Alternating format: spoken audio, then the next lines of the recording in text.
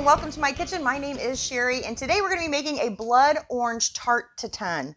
And I know I'm not saying that correctly. I even looked it up this morning on how to pronounce it, and it just sounded like tart to me. So I'm calling it a tart tatin.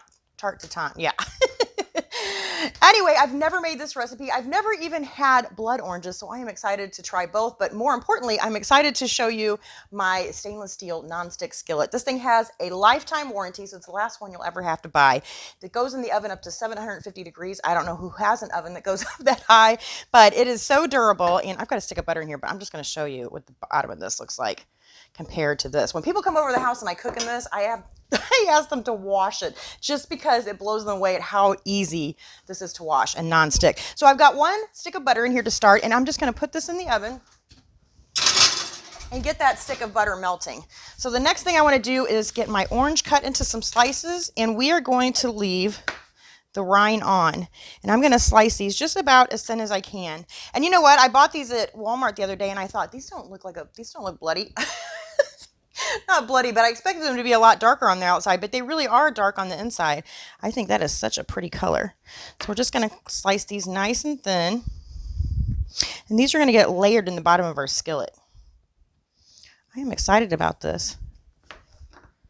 I need to taste this.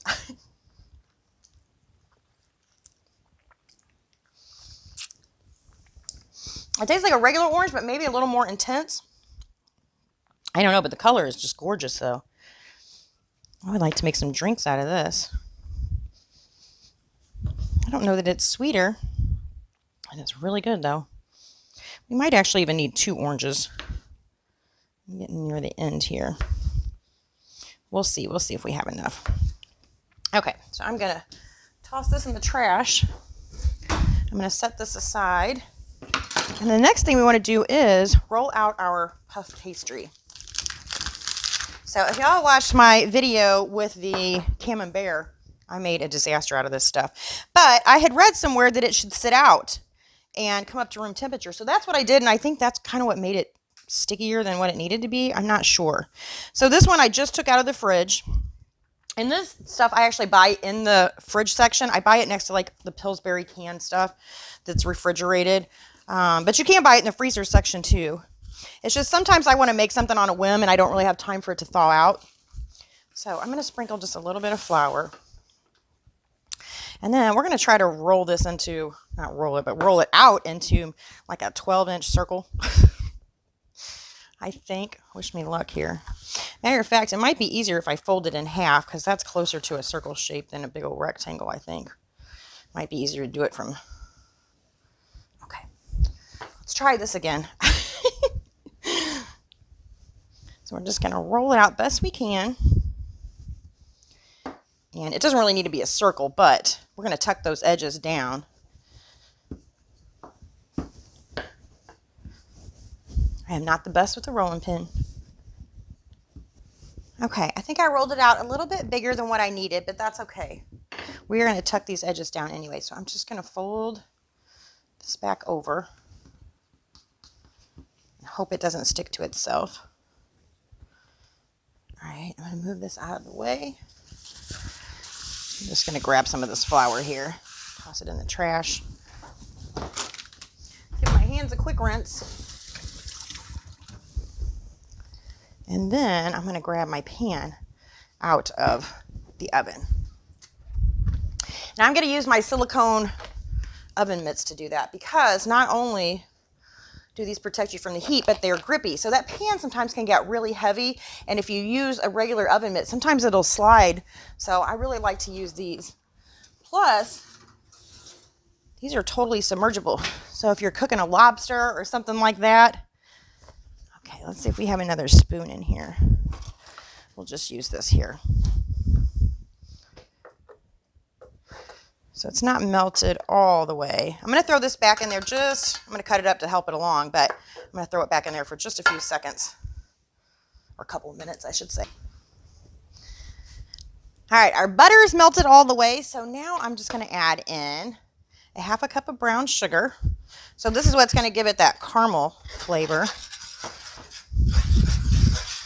Kind of reminds you of a pineapple upside down cake, which was kind of I know what it's going to be is an upside down cake, just not pineapple.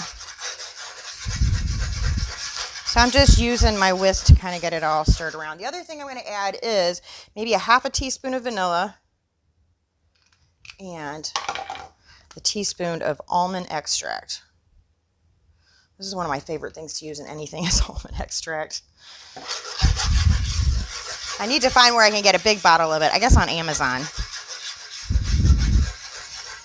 Which reminds me, my Amazon affiliate link is in the description below. If you purchase things from Amazon, it doesn't cost you anything extra to use that link, and it helps me to build my skills and to grow my channel. And also down there, you'll find all my other links and the full recipe to this. Okay, I think that's about as good as it's going to get. Oops, shouldn't touch that. That's okay. Sometimes I forget when it's a pan that it went in the oven. All right, so I've got I'm going to put this aside. I'm going to take my oranges, and we are just going to layer them in a single layer all around the pan. That one's a smaller one. I'm going to bring that one in the middle. Let's see. We might still have to get...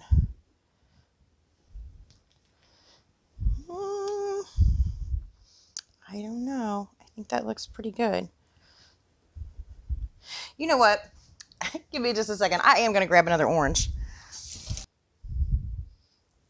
Okay, so what I decided to do was cut up another orange and kind of overlap them. It said to put them in a single layer, but they're still in a single layer, but I like them overlapped. I thought it looked pretty. It almost makes me want to put some cherries in the middle of there.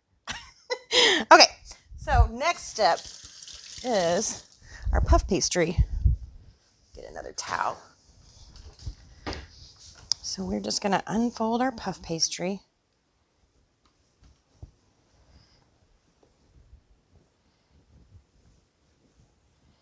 And we are just going to tuck the sides all down. I probably did really roll it out too big, but I think it'll be okay. It's all going to puff up, so. Just trying to make it look the same on all the edges. All right, so I'm going to put this in the oven.